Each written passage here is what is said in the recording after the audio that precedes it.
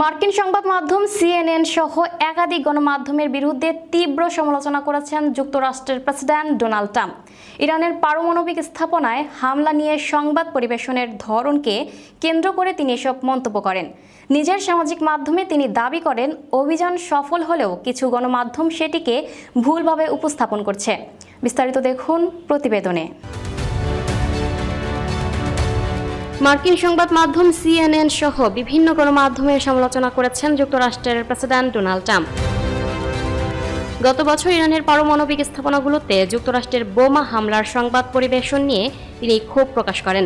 স্থানীয় সময় সোমবার 20 এপ্রিল নিজের মালিকানাধীন সামাজিক মাধ্যম ট্রুথ সোশ্যালে ট্রাম্প লিখেছেন, অপারেশন মিডনাইট হ্যামারের মাধ্যমে ইরানের পারমাণবিক স্থাপনাগুলো সম্পূর্ণভাবে ধ্বংস করা হয়েছে, ফলে এগুলো পুনরুদ্ধার করা দীর্ঘ ও কঠিন প্রক্রিয়া হবে। তিনি আরও বলেন, ভুয়া সংবাদ পরিবেশনকারী সিএনএন এবং অন্যান্য দুর্নীতিগ্রস্ত মিডিয়া নেটওয়ার্ক আমাদের সাহসী পাইলটদের প্রাপ্য সম্মান দিতে ব্যর্থ, তাদেরকে সবসময় ছোট করে দেখানোর চেষ্টা করে। এর কয়েক ঘন্টা আগে ট্রাম্প বলেছিলেন তিনি ইরানের বিরুদ্ধে যুদ্ধে অনেক ব্যবধানে জিতেছেন। তবে new York Times, Wall Street journal এবং ওয়াশিংটন পোস্টের প্রতিবেদনে এমনভাবে বিষয়টি উপস্থাপন করা হচ্ছে যেন যুক্তরাষ্ট্র যুদ্ধে হেরে যাচ্ছে। ট্রুথ সোশ্যালে ট্রাম্প আরও লেখেন, শত্রুরা বিভ্রান্ত হচ্ছে কারণ তারা এই ধরনের মিডিয়া রিপোর্ট পাচ্ছে। আমেরিকা বিরোধী ভুয়া সংবাদ মাধ্যম ইরানের জয়ের পক্ষে নিচ্ছে, কিন্তু তা কখনোই ঘটবে না কারণ আমি দায়িত্বে আছি।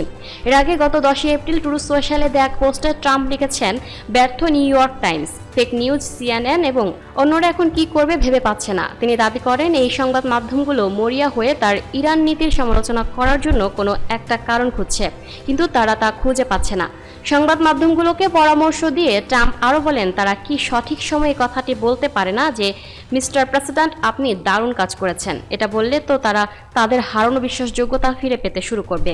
সূত্র Al Jazeera. Lucky Akter, up to date news, Dhaka.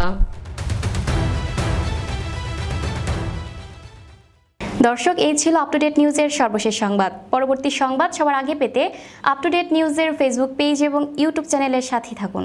ধন্যবাদ।